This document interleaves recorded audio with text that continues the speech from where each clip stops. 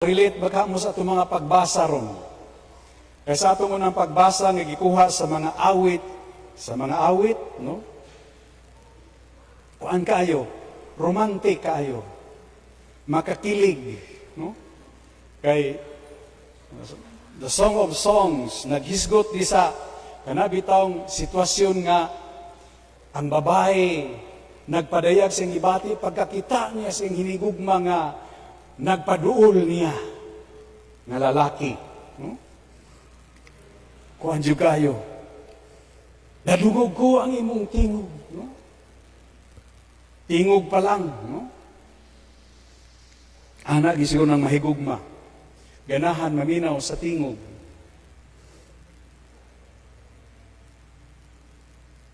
Nadungog ko ang tingog sa akong hinigugma, nagdagan siya sa kabungturan, paingon kanako. No?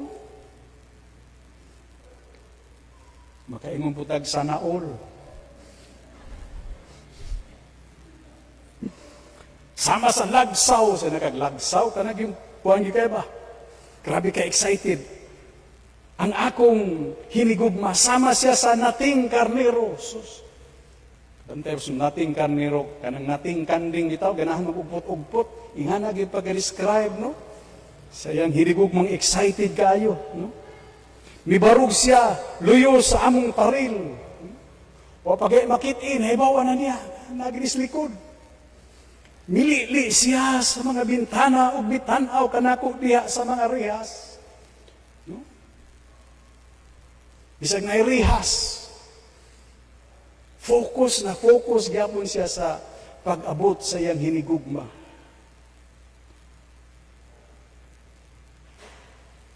Kay nakigsulti yun. No? Wala nag-text, nakigsulti yun. No? Ang akong hinigugma. Yang laki po, hindi kayo pag-describe ba?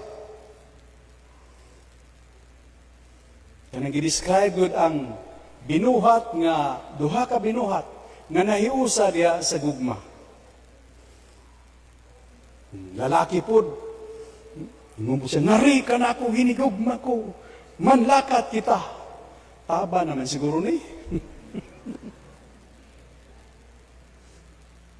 Pero kanagi bitaw ang basta mahigugma, gikang nag-uros-uros, ganahan di ka makihiusa. No?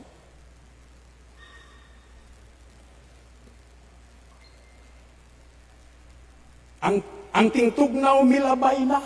No? Init na gigayo.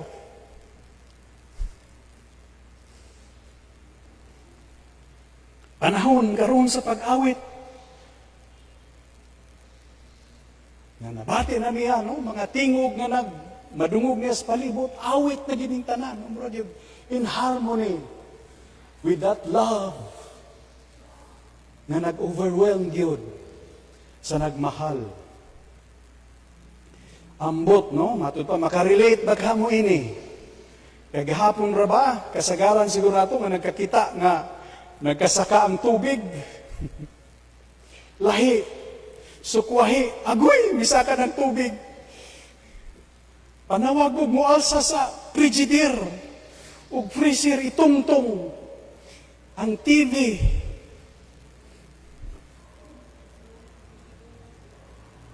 Tungtong kay mabasa.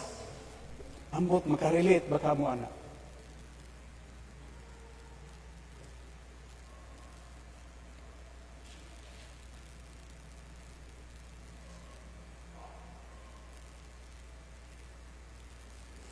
Ana siguro nang nahigugma, no?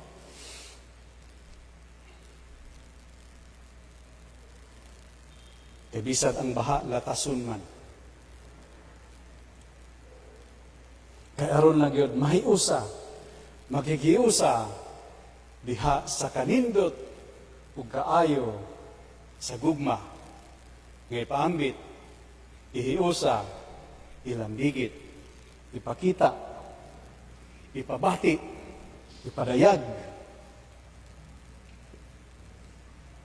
Muna na kanindot sa gugma. Ang atong ebanghelyo ron, naghisgot sa usa sa mga success stories sa Ebanghelyo ni San Lucas. Success story gini siya. Kay duha ka binuhat nga misinati sa kaayos sa Ginoo. Nag-abot.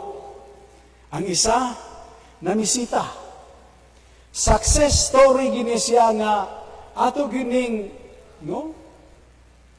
ibalik-balik gali ni siya. Magampo gali tag rosaryo. Naagi ni siya sa misteryo sa kalipay. Di ba? Ikapila man ng misteryo, ang visitation. Ilhangin ng sige rosaryo kay baong ikaduha. The visitation of the Blessed Virgin to Elizabeth. Success story gini siya. Gani, ang ubang mga magtutudlo sa subject nga grace, ngayon sila nga kini, kuha siya illustration kung unsa ang grasya. Nag-abot, gipadayag, nakalipay. Usahay malimta nato nga, di bialalim ning ilang kahimtang. Ang gilayon kuno sa gitadlas ni Maria pagbisita, di lalim. Wa pa'y batsilor ato.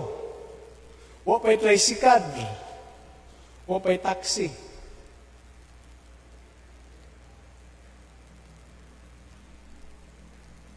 Ang kahintang po ni Elizabeth, di lalim. Tiguwang na. Nga nagmabdos.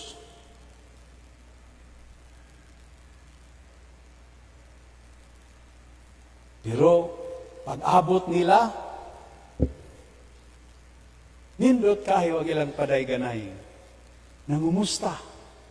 Yan napuno gid sila sa kalipay sa ilang panagtagbo. Sama siguro ni sa makarelate siguro ini ang mga naabdan o hinabang kinabahaan. Sus niya na yun sila. Salamat.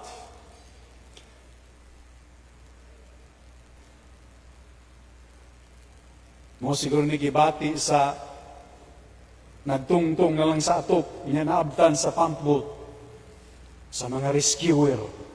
Hay, salamat!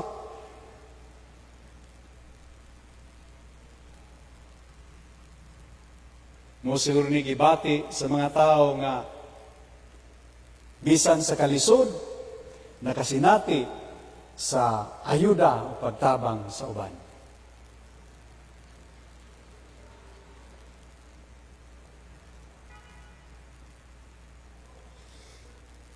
Ang bagong tuig, liturhikanhon nato mga igsoon, sa atong simbahan, din sa Pilipinas, nag-focus sa misyon. Yang disposition pag yun nga, matayo gyud ta, aron ma-conscious gyud ta, isip mga misyonero. Kanag yung gi-emphasize gyud nga, gifted in order to give. Gigasahan aron mahimo usab nga gasa sa uban. Ang atong ebanghelyo karon illustration gyud ini.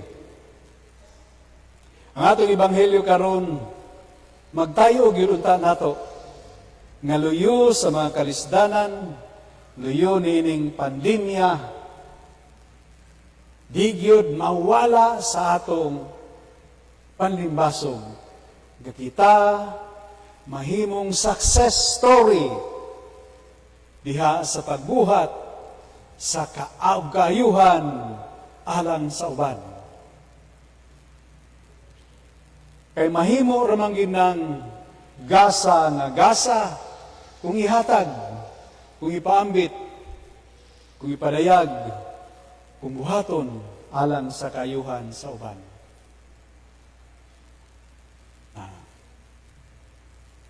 Nahibawa biyata nga kining simbang gabi o misa di Gallo, o misa di Aguinaldo, success story po ni siya no, sa Pilipinas.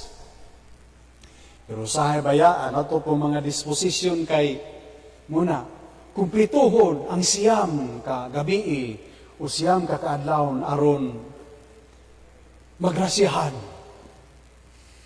aron maminyo na intawon, aron makapasar na intawon. No?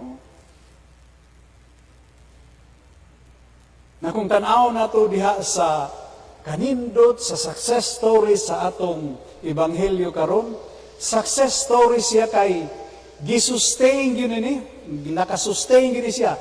Mura gyud siya na-extend nga kaayo. Nagibalik-balik gyud ni nga kanindot nga nahitabo nga ipahinumdom gyud kini kanato nga maayo gyud na ginang muadto ipadayag unuran gyud ng atong misyon. Di lang kay i-text lang, di kay i-message lang, kanag yung maunuran gyud ba?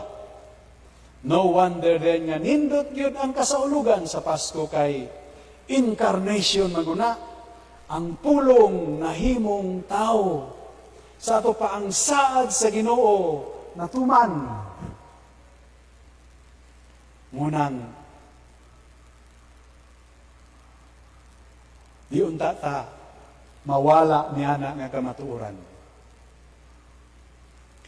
Ang kasaulugan sa Pasko, dili ni siya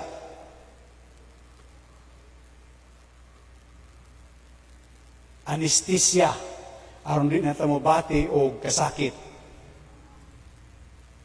Kundili kining kasaulugan sa Pasko sa pagkatao sa Ginoo, magpahinumdom ka nato nga may tumanon gyud, ipadayag gyud sa Ginoo ang iyang kaayo kanato. Emmanuel, God with us. Aron kita sama sa panglantaw ni San Pablo sa atong pagkasimbahan nga kita ang lawas ni Kristo, magpadayon kita sa misyon. Buhaton gyud, ipadayag gyud, bahala magsigitag face mask, magsigitag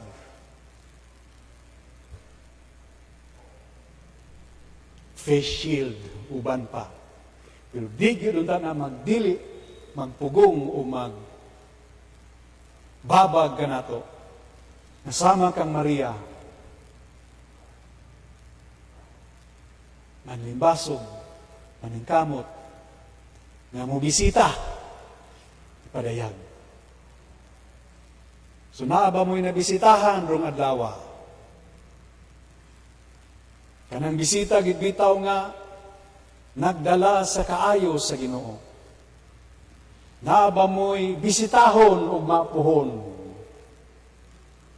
Madasig unta kita sa pagbisita ni Maria nga katumanan sa kabubuton sa Ginoo.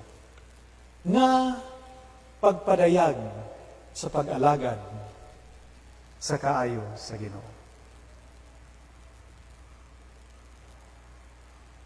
Unsa nakakanindot ang inyong balay ron? Uy.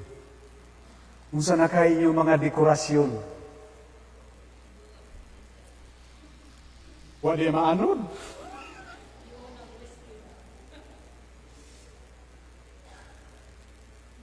Narabay, naipari sa seminarista pa ko nga, nakauban ko nga nag-blessing siya balay. Huwag ito na ako malinti niya nga, paambit ba, sawa pa siya nagpadayon siyang blessing. Hinindot yung kayang balay. Hindot kayo, bago pag yun, hindot og mga motif yun nga ko ang gikay ba.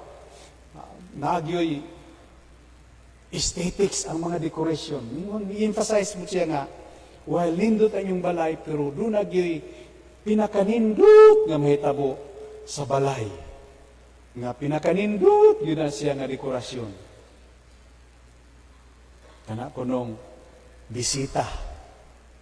Kung saan man ang balay nga nindot, pero ay bisita.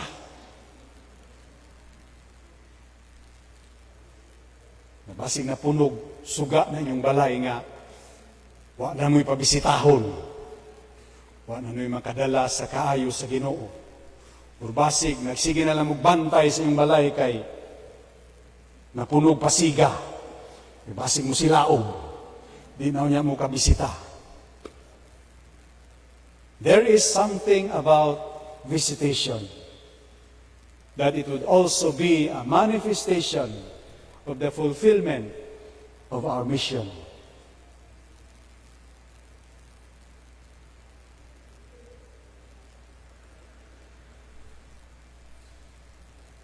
So magbisita ay ta,